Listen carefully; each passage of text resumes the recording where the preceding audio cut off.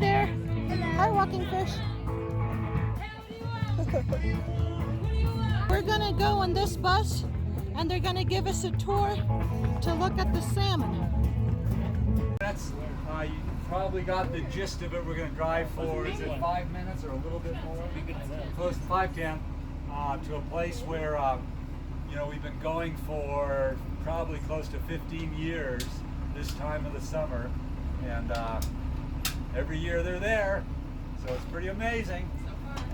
It's one of, I'm biased, maybe, but I think it's one of all migrations of any living being on Earth. It's one of the great migrations. Salmon in general are great, but this is the longest, highest one. And what they go through to get here is just really amazing. Hey, wait, we got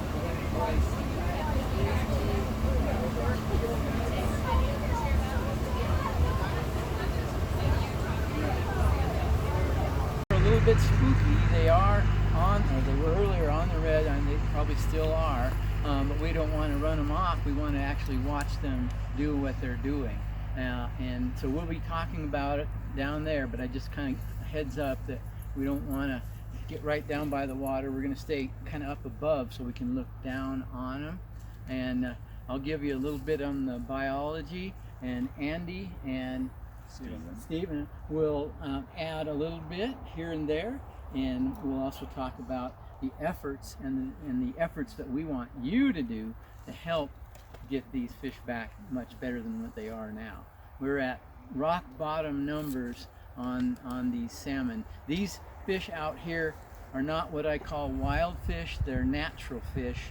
They have decided not to go to the hatchery. They've decided to spawn in the river. Good for them. And we want that, but the middle fork of the Salmon River is where the truly wild fish are. These are natural fish because they've been involved in the hatchery environment, progeny, so they're not necessarily wild fish, but they're certainly doing the wild thing by spawning here. So we'll walk on down.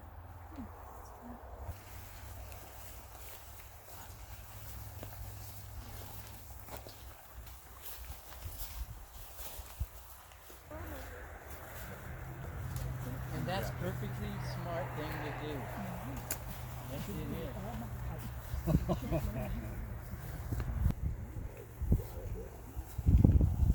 You guys can do it. Biology a little bit further, she probably came from right here in this area. They have a very strong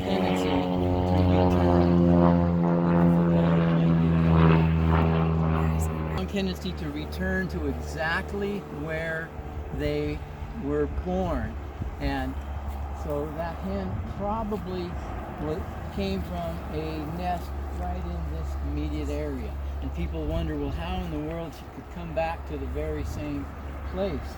But the biology is, okay, she lays in the vicinity of 5,000 eggs. And right now, Where is it? Oh, there it is. Of really poor smolt to adult returns, we're getting less than 1% returns, okay? Less than 1% of 5,000 eggs are coming back to procreate here again. So that's a very small number. That female, There's another one coming. she came 900 miles, and we call them the Olympians of the Salmon River because not only did they come 900 miles, but they came 6,000 feet in elevation. Right there, but I don't know if you can. And that's after they spent anywhere from 1 to 3 years average in the ocean and traveling anywhere from 3,000 to 5,000 miles in the ocean, making a big loop, gathering all those nutrients from the ocean, growing to that size, and then returning up the very same Columbia River, the very same Snake River, coming all the way up the Salmon River to this very spot. And people wonder, how in the world does she do that?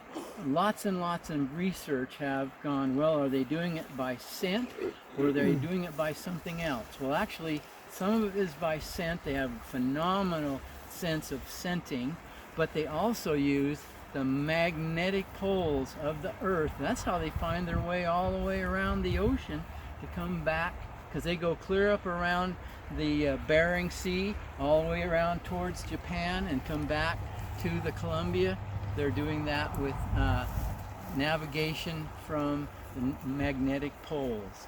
So they come up this system, they smell their way right to here, and they're laying 5,000 eggs. The male will come up alongside of her. She might even do 2 or 3 or 4 spawn events, and the male knows right when to be in there to put the milk on the eggs. The eggs settle down into that clean gravel. Then she'll spend, when she's all done spawning, which we're not sure she's done because the male's still been hanging there. Don't see him now, he was there earlier today. When she's all done, she'll spend a couple days covering the eggs up with clean gravel. It's imperative that there be clean gravel because the eggs need to be oxygenated basically from now all the way until February or March.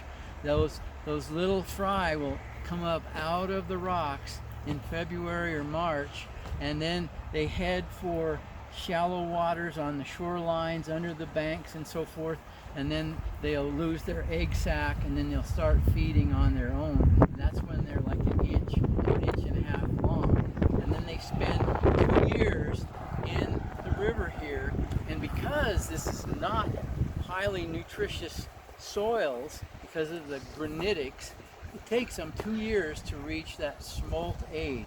And they're only this big when they decide to go to the ocean. And whether you know it or not, those son of a guns in the spring freshet, they don't swim to the ocean. They wouldn't possibly have the strength to swim to the ocean. They ride the current and they ride backwards. They ride the current all the way to the ocean backwards. They get into those impoundments of the big dams and they get disoriented and they get lost and they get preyed upon. And the research shows now that basically 90 to 96% of those fish that leave out of here never make it to the ocean through 8 dams. But there's a situation where the 4 lower dams on the Columbia is kind of like the edge of what they can deal with. It's when the dams were completed on the Snake River that was the coup de grace. It's just too many dams, too many impoundments, too many obstacles, and so those smolts are not making it to the ocean. And of course now we've got smarter sea lions and smarter seals, and we've got predator fish, so there's a lot of strikes against those fish. So they go to the ocean and they make that trip swimming around the ocean. They return right back to here, and it's something that you just can't even imagine, the 900 miles for those fish to come back. And they do not feed the entire time they are returning. There's no feeding going on at all. And the little ones that ride the current, imagine having the strength to survive. And before dams, they did it from the Salmon River country up here. They did that trip to the ocean in like 2 weeks. Okay, now it takes basically 2 months for them to get there. But you also have to keep in mind, they have to change from a freshwater fish to a brackish water fish to a saltwater fish. So their body, their kidneys, and their organs have to change from being a freshwater critter to a saltwater critter. That's a huge change that they're able to make it to the ocean.